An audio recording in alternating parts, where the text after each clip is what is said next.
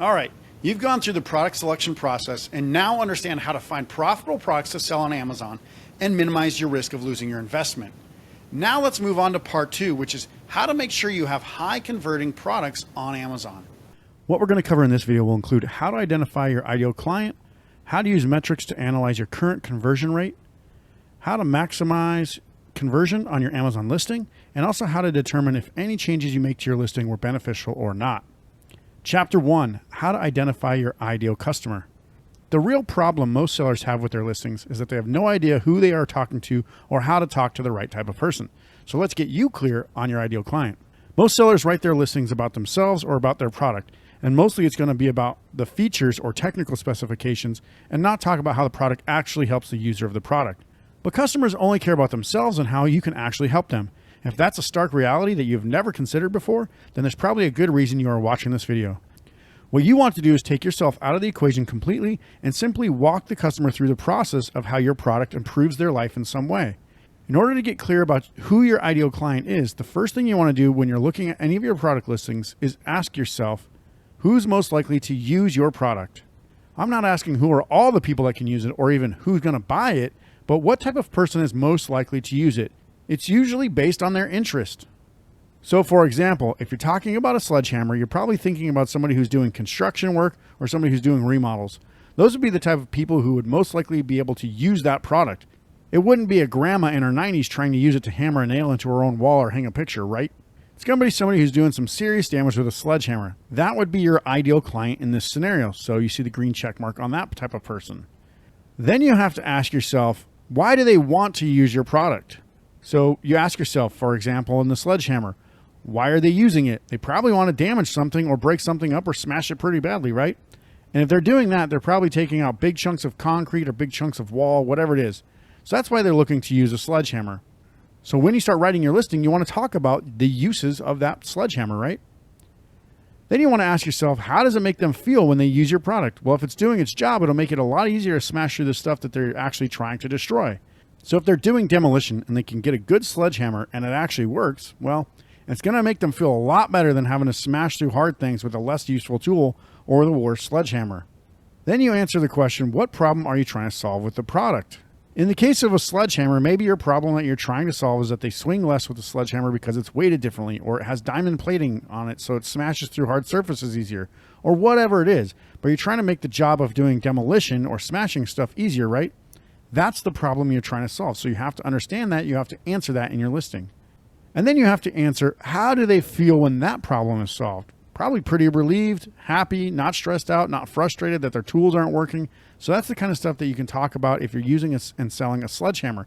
In the listing, you actually have to talk about this stuff. Another answer you have to come up with is, how much would that ideal client really be willing to spend for your product? Because that's going to help you understand your pricing barriers. Most people are not going to spend $300, $400, or $500 for a sledgehammer, as an example. They might spend $30, $40, $50 though. There's going to be a realistic amount of money that makes sense. And guess what? If you are ever in doubt, you can actually find that on Amazon from the top selling products on the search results. The products that show up in the top 15 or 20 in the search results will give you a sense of what a realistic price would be. Lastly, you actually have to answer the question, why should the customer buy from you? Even if you don't state something directly in the listing, you should have an answer to that question. Whether it is the fact you are a small business that pays attention to the little details a big company won't deliver on, or you have better customer service, or you have an improved product or a better price point, whatever it is, have that answer. Usually, it is best to put that into your listing if at all possible as well. Remember this saying because this one is going to be the most important factor for you to get good conversion rates. You can't sell to everyone. Everybody always thinks they will eliminate or alienate buyers if they write the listing to focus on the ideal client. However, in reality, if you try to sell to everybody, you will end up selling to nobody because there won't be any sort of clarity on what situations the product is supposed to be used in, and your brand authority will go right out the window. You know that anyone could buy a sledgehammer, right? But you aren't worried about the anomalies. You have to focus on the main audience. Chapter 2, analyzing your conversion rate of your Amazon listing. How do you know if you're doing a good job at creating great marketing copy for your products? Well, that's straight from the conversion rate metrics that you should be tracking. That starts with knowing your numbers. This is how many people buy your product shown as a ratio with how many people click on the product listing. If 10 people click on your listing and one person buys, that is a 10% conversion rate because 1 out of 10 people made a purchase. 1 out of 10 equals 10%. Amazon calls it the unit session percentage. If you don't track metrics in your business, you are definitely putting yourself at risk of failing. Then you have to know how to interpret the data from the metrics into actually making adjustments to the business. Before you start spending money on ads and tweaking your listings, you need to know what to adjust and why. Most sellers don't know how to interpret metrics to optimize their sales on Amazon, but you're here to get clear on this. Most sellers focus on getting more shoppers to their listing without ever considering how to convert them once they are there. All they think about is if they get a bunch of people to their listing, people will naturally buy. But here's the reality. If you have a listing that is not set up to actually cater to the person that's coming, or if you're sending irrelevant people to the listing to begin with, then that's not going to convert very well, and that means you'll spend a ton of money on ads trying to make the product work as well as your competitors. You are basically flushing money down the toilet. And if you have a long-term goal of becoming one of the top competitors in your niche, you are making a very steep mountain for yourself. So before you ever send a bunch of traffic to your listing with ads, you need to make sure that you have a reasonably good chance of getting them to purchase the product once they are there. If you are currently selling on Amazon, you need to start tracking your metrics today, but you may not even know where to start. So let me go through how to find your current metrics and what to do from there. You actually go to your business reports in your Amazon Seller Central account. You click where it says Detail Page Sales and Traffic by Child Item. Inside there, you'll actually see something called Sessions Total, which will give you the sessions for each SKU you sell. By default, the report runs the last 30 days of sales data. So if you want to know how many people are viewing your listing every day, just divide that number by 30 to get an average daily number of sessions. If you scroll or look to the right on that metrics table, you will see a column labeled Unit Sessions Percentage, broken down by each product SKU. That is your conversion rate. You can see on this example, the conversion rate is basically 25%, or 1 out of every 4 shoppers who go to the listing will buy this product.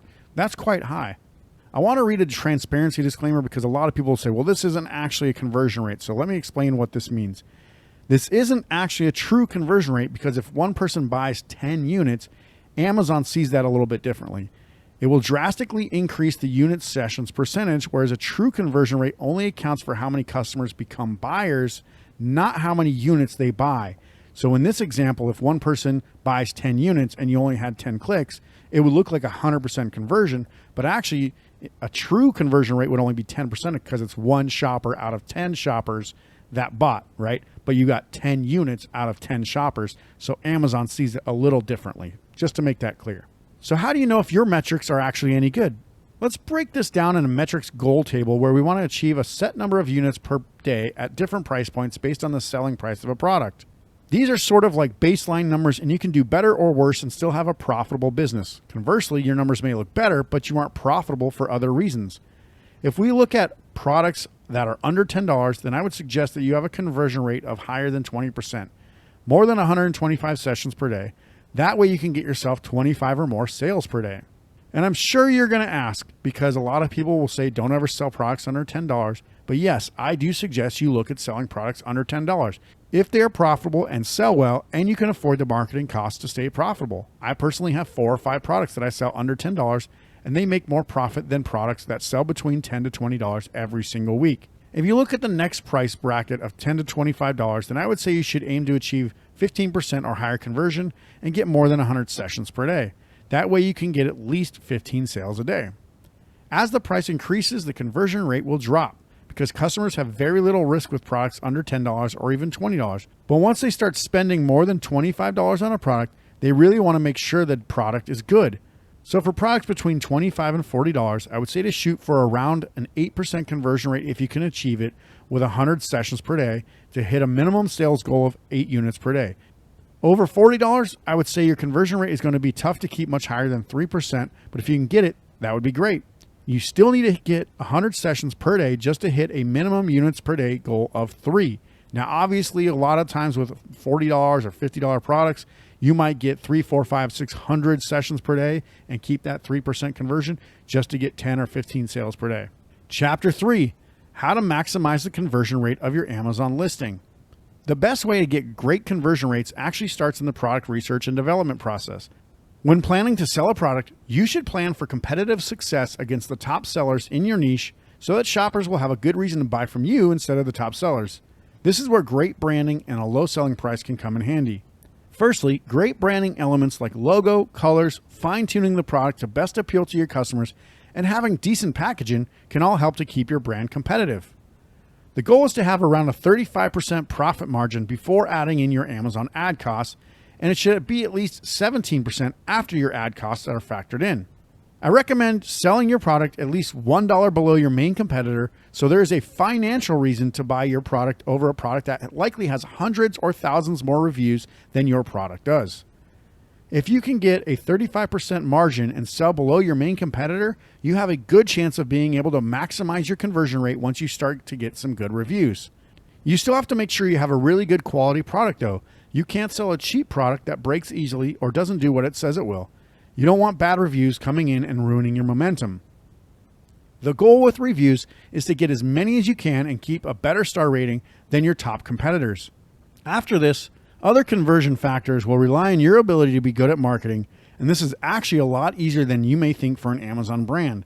This comes in a few different forms. First, create benefit-driven bullet points. Secondly, have images that show how the product benefits the customers. Again, remember, it's not about you or what you think the product is going to do to help the customer. It's really about what they're trying to solve for themselves and how it benefits them and solves their problems. You need to create a product description that explains why the product will help solve their problem. You also want to use A+ content to stylize the listing even further and lay out your brand's mission statement.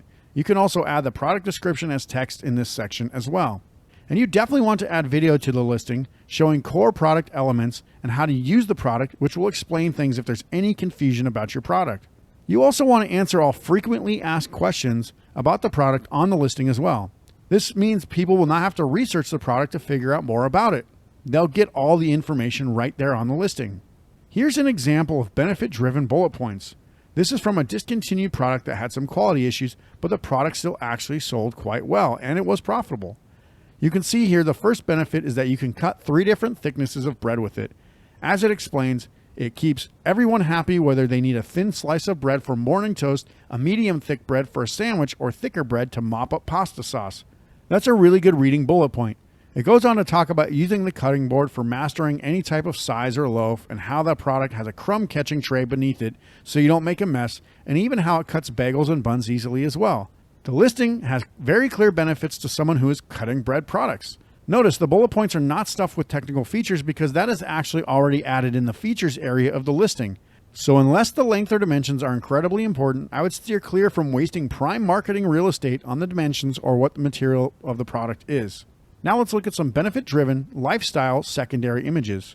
The simplest way to create secondary images is to use the benefits from your bullet points and turn those into images with some text on them that explains the benefit and shows basically the product coming to life.